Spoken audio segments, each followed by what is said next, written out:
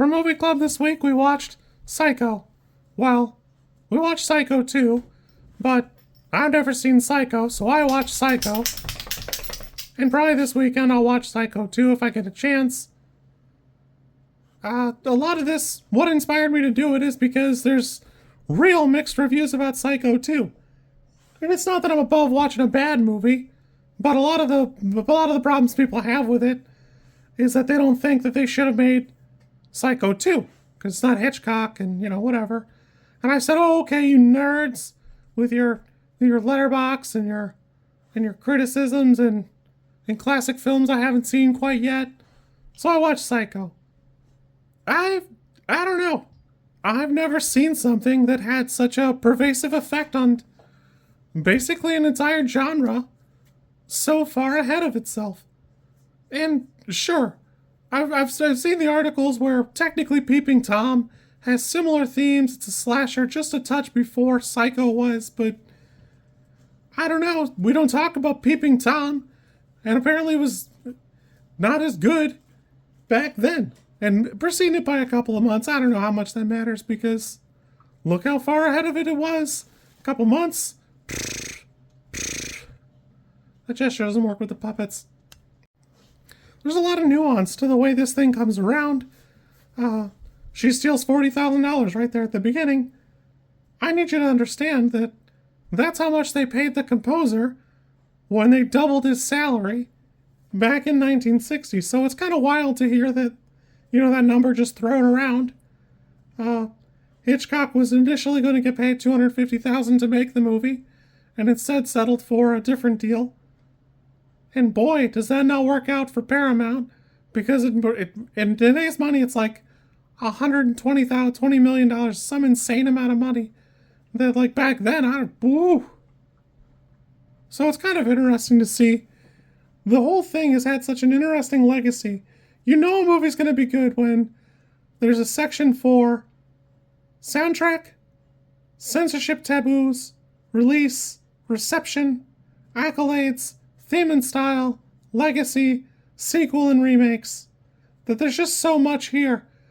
Honestly, I never watched Bates Motel. I've not watched Psycho 2 yet, obviously.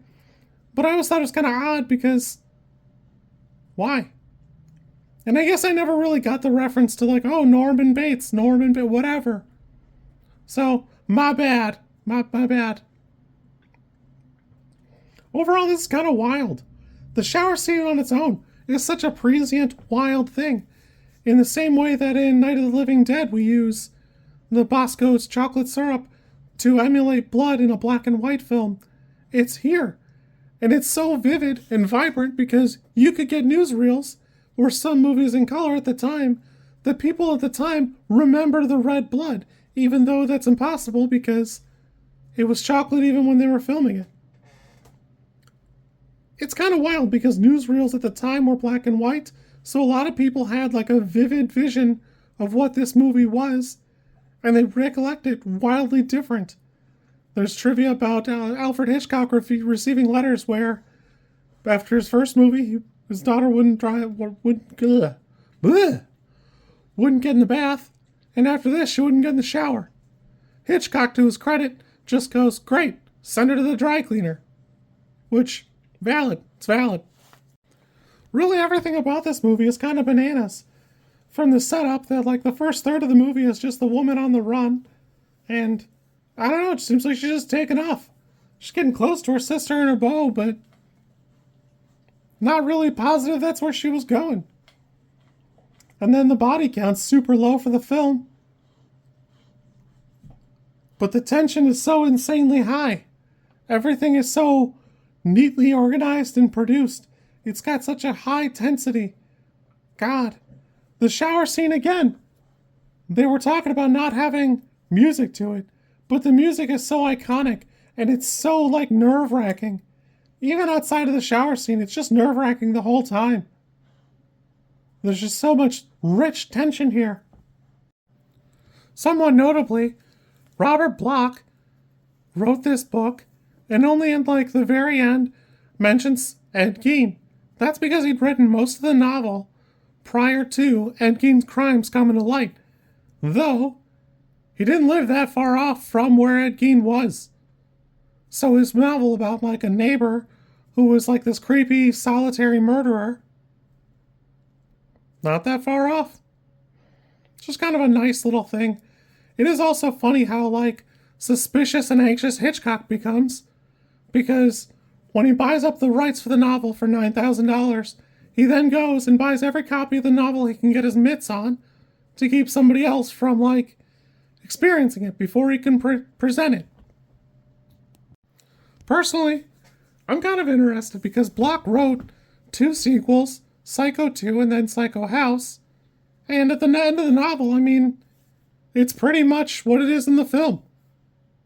So, I'm kind of excited to check it out and see what's going on here. I don't know. This for me is like a 9. I'm stunned how like wildly good this is, because it's very dated, but boy, was it like a prescient film. Everything in it just works, and everything fits together so well. You kids be good. I will catch you later. Yeah. Bye-bye. If you like this content, I'm supposed to ask you to like, comment, and subscribe. I think like is here, and comment is probably down there, and subscribe over there somewhere too, I think. I don't know how many times this like snippet is gonna make it into a video. Everybody says you should do it this way, and I always thought it was just like an annoying thing other YouTubers did. And as you know, I am bad at editing, so if you like it, great, I'm happy for you. If you don't like it, I'm sorry.